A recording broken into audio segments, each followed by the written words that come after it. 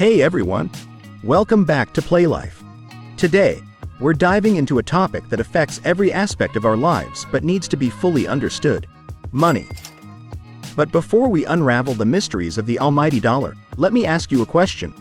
Do you know where the first coin was minted or how a piece of paper can decide how you live? Stick around because we're about to explore all that and more. From Lydia's coinage to today's cryptocurrency, money has changed over the centuries.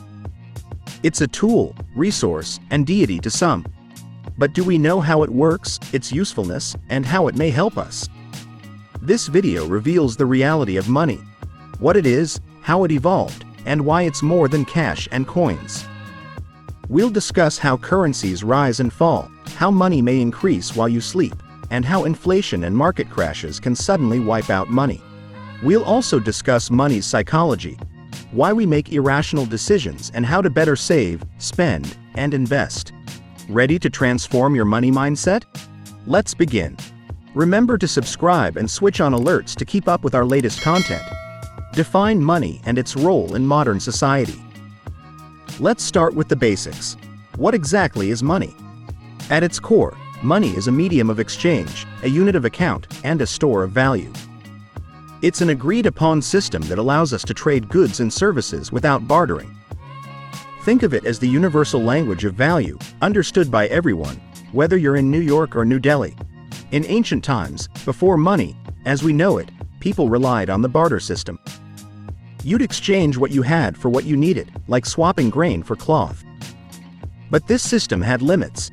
Imagine figuring out how many chickens are worth a cow or how to divide a sheep for smaller purchases. Enter coins.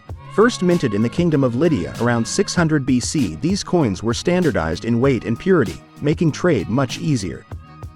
Over time, as societies grew more complex, carrying bags of coins became impractical. Paper money emerged in China during the Tang dynasty, and by the 11th century, it became the new norm for transactions, revolutionizing trade by being lighter and more versatile. Fast forward to the 20th century, and we witnessed the birth of electronic money. Credit cards, introduced in the 1950s, started as a convenience for the wealthy but quickly became a staple of financial transactions, making purchases as simple as a swipe or a tap. But the digital revolution didn't stop there. The internet ushered in an era of online transactions, e-commerce, and, most recently, the rise of cryptocurrencies like Bitcoin, which challenge our traditional notions of money. These digital currencies operate on blockchain technology, promising greater security and decentralization.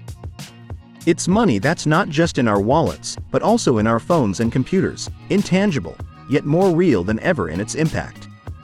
So, money has evolved from livestock to ledger entries, changing in form but consistent in function, to facilitate trade, measure value, and store wealth.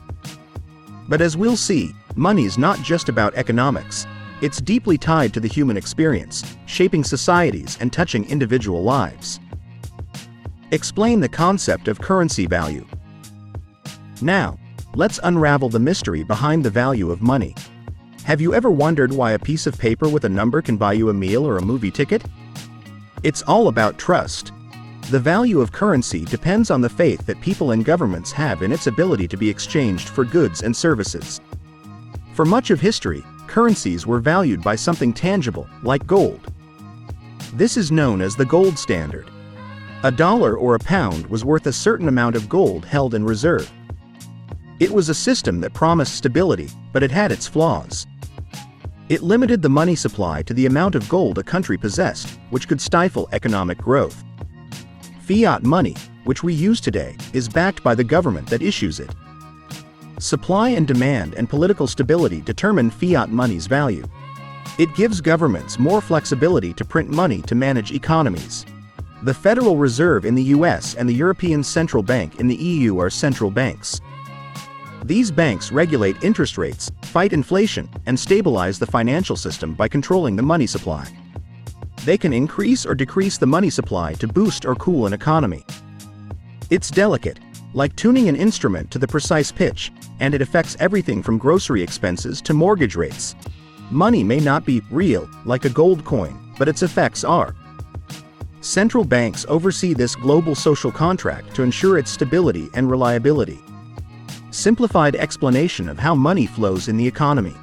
Imagine the economy as a beating heart, with money flowing like blood, vital and life-sustaining.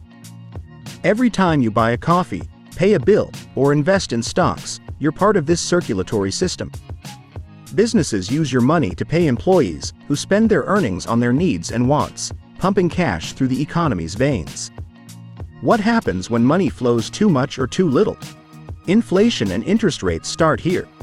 Like high blood pressure, inflation makes money less valuable and raises prices. If unregulated, it can cause a cost of living problem. Central banks set interest rates, the economy's thermostat. Lower rates can boost a stagnant economy by making home, automobile, and business loans cheaper. Higher rates cool an overheating economy by raising borrowing costs, slowing spending, and controlling inflation. This money flow can be influenced by governments using various techniques. They can cut taxes, increase your income, or spend on public projects, boosting the economy. These measures can boost or slow the economy, influencing money and the economy. While you may not realize it, every financial decision you make, every government policy move, and every central bank rate adjustment ripples through this immense ocean we call the economy. Finally, balance, ensuring money flow sustains expansion without overheating or freezing the system, is the goal. Basic principles of earning: employment, entrepreneurship, investments. Let's break down the fundamentals of earning. It starts with employment, where you trade your time and skills for a salary. It's the primary way most people dip their toes into the economy's waters. Then there's entrepreneurship, the art of identifying and filling a need.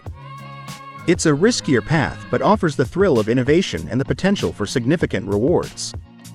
Investments are the seeds you plant in the soil of the market, hoping they'll grow over time.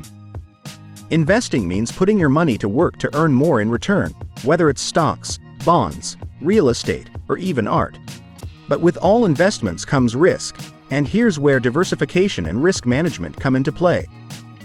Think of diversification as not putting all your eggs in one basket. By spreading your investments across different assets, you can weather market storms better because when one investment might falter, another could thrive, balancing your risks. Inequality in wealth distribution. Wealth distribution globally is marked by significant inequality. A mere 1% of the population owns over twice the wealth of 6.9 billion people. This wealth is primarily held by high net worth individuals, with assets in the millions, and even more so by ultra-high net worth individuals, with assets exceeding $30 million. The pinnacle of this wealth pyramid is occupied by billionaires, a group exceeding 2,000 individuals with collective wealth in the trillions. The gap between the richest and the poorest, or wealth inequality, is a hotbed of economic and political discourse, as it can destabilize economies and heighten social unrest. Various factors contribute to this inequality, such as tax structures, education levels, and inheritance laws, all influencing the distribution of wealth. The concentration of wealth shapes economic prospects and affects political influence, health, and education. Amidst this, financial malpractices like counterfeiting and fraud threaten the economic fabric by eroding trust and devaluing currency, exacerbating inequality. Looking ahead, digital currencies present both challenges and opportunities, offering efficiency and inclusion while raising concerns about privacy and regulation. These currencies transcend borders, necessitating a re-evaluation of regulatory frameworks and international cooperation to ensure financial integrity and confidentiality. The concept of money and happiness. Now, let's delve into the human side of economics. Behavioral economics teaches us that we're not always the rational actors traditional theories assume.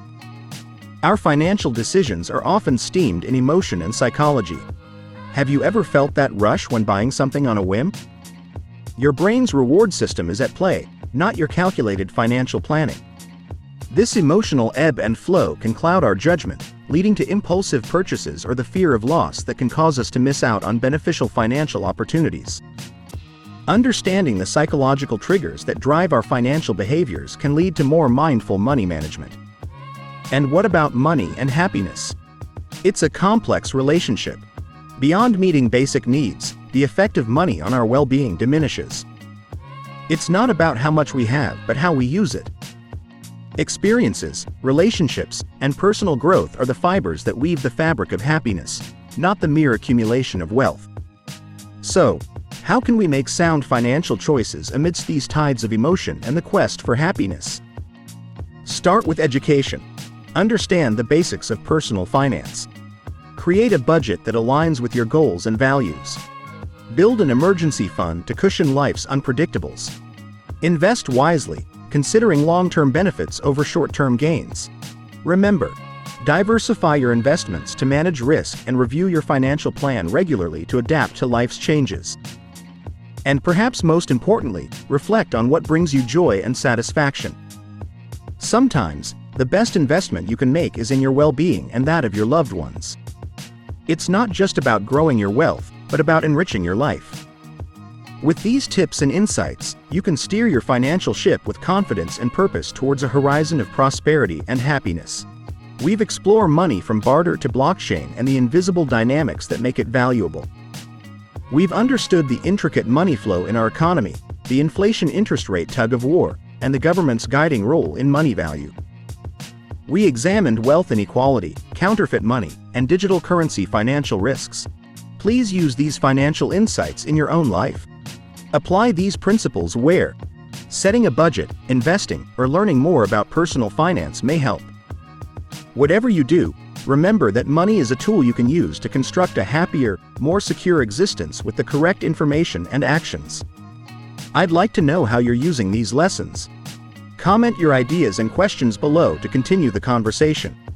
If you enjoyed this video, like, share, and subscribe for more content. Thanks for watching.